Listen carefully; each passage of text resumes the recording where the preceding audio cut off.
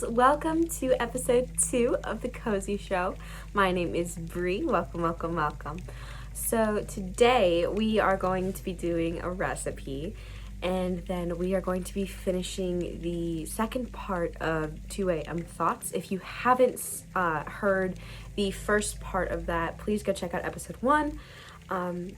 Yes, so now is the perfect time to go take off your makeup, go get a snack, join us for the recipe because we're going to be making a London fog, which is going to be really cool. Take your meds if need be, skincare, get cozy, get into a place where you feel comfortable, and I'll see you back in a minute.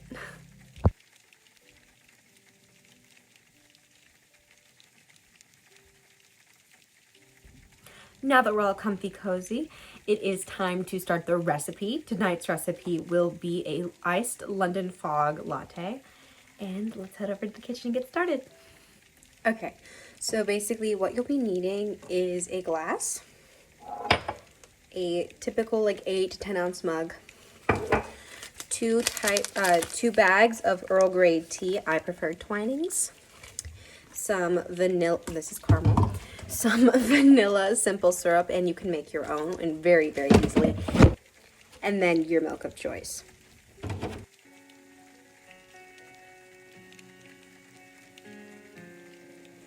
First, fill your mug about halfway full. Then throw it in the microwave for about a minute to a minute and 30 seconds. Then place both tea bags in the cup and let it steep for about 3 to 5 minutes to double strength. While that's steeping, fill your glass up with ice. Then pour in 2 to 3 tablespoons, depending on how much sweet you want, of the vanilla simple syrup. I just eyeballed it here. Once it's done steeping, dispose of the tea bags and pour the Earl Grey concentrate over the ice. Top it off with some milk and stir. Bon appetit. So now that we have our London fog, I am going to start the second half of A.M Thoughts. So I just realized how long the second half is. I'm actually going to be breaking this into 2 parts, stopping about right in the middle of the second half, and then I will end up putting that in the next episode. So it'll go 1 episode longer than I expected it to, but that's okay. So here is dusk.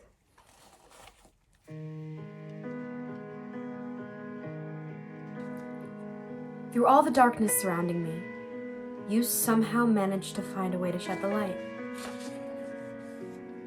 You call it love. I'd say infatuation. Now I'm confused. Is it you or me that's mistaken? Some songs seem to have people attached to them. Today I inked my skin with your name.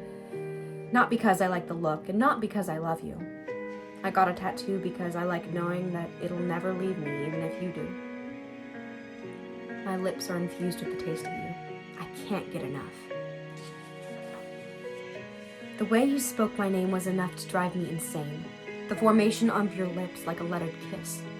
The euphonic melody was my drug, my remedy. The song I play on repeat. The one calming my tempestuous sea. The only sound that sets me free.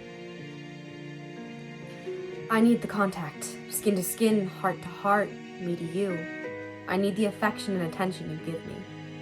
No one looks at me the way you do. No one ever will. Maybe we're meant to be together. Maybe you were meant to tell me you love me. Maybe when our worlds collided, we were not meant to build our lives as separate people, but combine and build together. One day, you two will have stopped searching strangers' eyes for companionship. You won't lie in a cold bed with nothing but dark thoughts to warm you. You will not order a pizza for yourself in your empty apartment. One day, you will have found your person. The one human being on this earth designed for you. The one that erases the pain in your heart and reminds you of why you're here. Why none of the other relationships worked. And you will be so thankful for all that pain because now it has brought you so much happiness. You will look into your lover's eyes and feel something none of the others have made you feel. You will look into their eyes and realize they're the only ones you want to look into for the rest of your life. you will no longer feel alone. You make me feel dangerous. You dismiss the tiny voice in my head telling me to stop and nudge me to go. You make me do things I would have never done if I hadn't met you. You make every day exciting, thrilling, electrifying. You make me feel alive. Your eyes are precious gems. I want to mine them forever. I inhale your breath, your thoughts, your dreams, and I refuse to exhale. You are a map of every destination I want to discover. My soul clings to yours, each piece wedging into you, every vein tangling around your thoughts, whole beats of my heart thumping your name.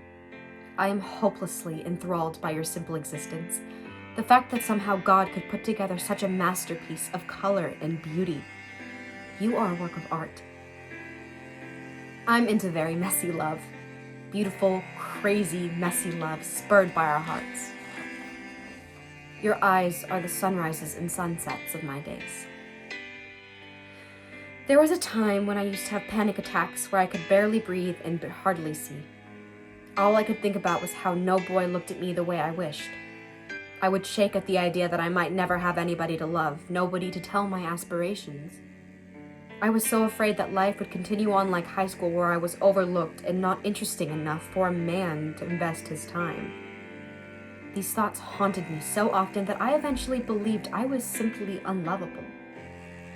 But then you came along, and when you realized I'm not what I thought men wanted me to be, you stayed. You never left my side. You kissed all of the bruises and cuts my thoughts had scraped upon my heart. You healed my wounds entirely. You defeated my biggest fear.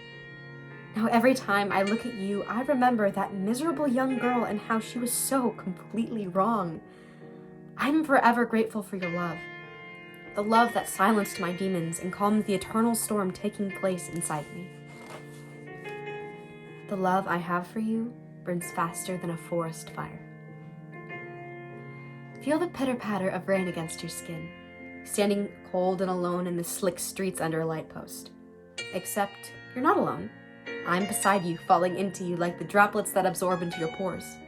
The water that slides down your cheeks and soaks your clothes, leaving you feeling heavier than before.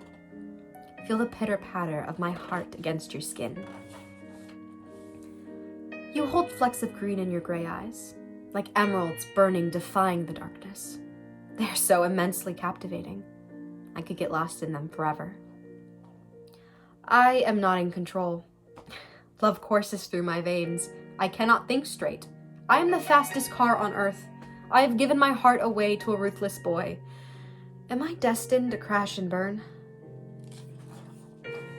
Forever in a trance by your non-committal romance. That's the problem. I am a tree and you are a leaf, easily swept away by the winds of someone better. Between my heart and my lips lies the filter of my thoughts. I build my own walls, yet I am not strong enough to tear them down. When I'm with you, I have all of these words inside me ready to paint the world, but when they emerge, they are black and white because the colors get caught in my throat. Emotions are such a complex concept to understand. Do not hold my body. Hold my heart. Handle it with care, for its faint drumming is fragile, unstable, and easily silenced. Use the tender touch of your fingers to heal. Remind me what a working heart beats like. The necessity to be desired eats away at us all. As the time ticks, down you start to tick away. All I ever wanted is to feel wanted by you. A promise is the currency of love. You can't afford to break it. I love the way that you say my name and how it forms on your lips. But your tongue is weaponized with lies, and now I'm torn between wanting you and getting over you. What the hell am I supposed to do? You paint me sunsets and flowers and beautiful landscapes, only to go back to change them to storms. When you claimed you were working late and instead found yourself in another woman's bed in the dark, each body part melting into the next, then regretted it the following morning, you told me it was a moment of weakness. It wasn't. It was a moment of truth. We create storms. Brutal, beautiful storms. So loud and bright they wake the neighbors. But no one helps calm them, nor do they hide in safety. They just stare, mesmerized by our show. They cannot tell if it started with vexation or infatuation. They cannot tell if we are falling in love or out of it. I had parts of the sky in my eyes and traces of soil beneath my fingers. The branches of evergreens climbing up my backs and tulips blooming into my soul. But you weren't made for mountains and rivers and sunsets. You were made for cities, skyscrapers, and starless nights. I found that out the moment the grass growing between your toes became an annoying itch. You say you want us to survive the flames, yet you feed the fire every time you walk away. Yes, you hear me, but are you listening? Those words both mended and broke my heart. I love you, he said. Yet I still can't figure out how he could love me and leave me at the same time. It's not over. Not for you, not for me. We still relive each moment as we lay our heads down to sleep. But our faces remain as blank and as empty as our hearts, or at least how we wish our hearts to be. Right now, our love is blistering hot all over that organ. We just excel in pretending. I tried to convince myself that one more night with you would change things. Over and over and over. Until I had crumpled together in my hand 100 nights with you and still this empty feeling in my chest. Your touch has scarred my mind and clouded my memory. Constantly thinking of you is tiring. Longing for you to shelter my unwanted heart is unrealistic and hopeless. But knowing all of this, I seem to run back to you and you to me. Why do our hearts make the same mistakes over and over? Why do we always return only to leave again? Why is it when we come back we know it's not right? We think that this time may be different, but it won't. I'm the shore and you are the tide. We come together only to get pulled in opposite directions, and we repeat this cycle over and over. Yet as we continue to reach for another, we never accept the undeniable truth that no matter how hard we try, how long I dream of us staying together, we are a broken record that continues to skip, repeating the same song that is no longer beautiful. The words roll off your tongue so smoothly that I almost don't feel the pain. Your voice has soothed me for so long that when you use the same voice to tell me we're over, I initially don't even register you're delivering bad news. It's like you, the love of my life, are standing in front of me with your sweet and sympathetic eyes as if nothing is wrong, and then you pull the trigger. So unexpected that I sit there, staring at my wound, misunderstanding the events that just occurred. Why am I bleeding? How did this come to be? Did you really just say we... Oh, I see. My eyes rest on your mouth, the weapon that is fired against my heart. It takes hours to get to know someone, really to get to know them, weeks to build a relationship, and months to truly fall in love. But all of that could end up being for nothing because in 1 second your entire world can fall apart. 1 second. That's all it took for him to break my heart. You left me wondering why. How? What did I do wrong? Gutted my love and left every last drop to drain away. Until all that was left of me was a heap of clattering bones. It was a wicked game you played with my heart, pulling on strings as though I were your puppet and you the master. Over the years, I had built a home for my heart. 4 white walls with a ceiling of crafted glass that reflected the shapes and colors of the blue sky. Faith resided within. I was a church, the house of God. You came into my life begging for forgiveness for your sins. You left, setting it on fire. I tried loving you. I tried really hard, but you wanted more than I could give. And I was a broken soul abused by merciless boys with bad intentions. She had everything I lacked, an innocent and untouched heart which you mistakenly thought was better. Oh, by God, you were wrong. I have all of this love festering inside, waiting to be released on the right person. The person I know won't leave me so complicated and broken. She's never even come close to feeling the immense devotion I have orbiting my soul. She is only a star within my entire galaxy, but you looked at her and thought she was the sun. You are a plague on my heart. I try to brush you away, but you hide in hard-to-reach places. You are a weakness, a cavity, an aching pain every time I breathe. My breath is rotten as your name spoils on my lips. I took the sweet parts of me and painted them on your rotten heart. I used my light to illuminate your dark parts. And when you didn't change, when you didn't bring your guard down, I gave you more. I poured and poured and poured all I had into your body, into your soul, until I had nothing left. My heart empty, my eyes tired, the light gone. I lost myself while I was loving you. As I have grown and loved and been heartbroken, I have learned that some fairy tales do not end in happily ever after. Some end with an abrupt and bitter goodbye. Period. You're the sand that doesn't stick when I'm dry and sad. He is all I ever wanted, but he is not at all what I wanted. The idea of him was appealing, addicting, but he himself I didn't actually care for. Which I guess makes me heartless. Maybe I am, because I don't feel anything anymore. That's why I wanted him in the first place, to make me feel something again. You took the light parts of me and turned them dark. 2 a.m. You're still here in my head, haunting me. And we're going to cut that there, and because it ends right at 2 a.m.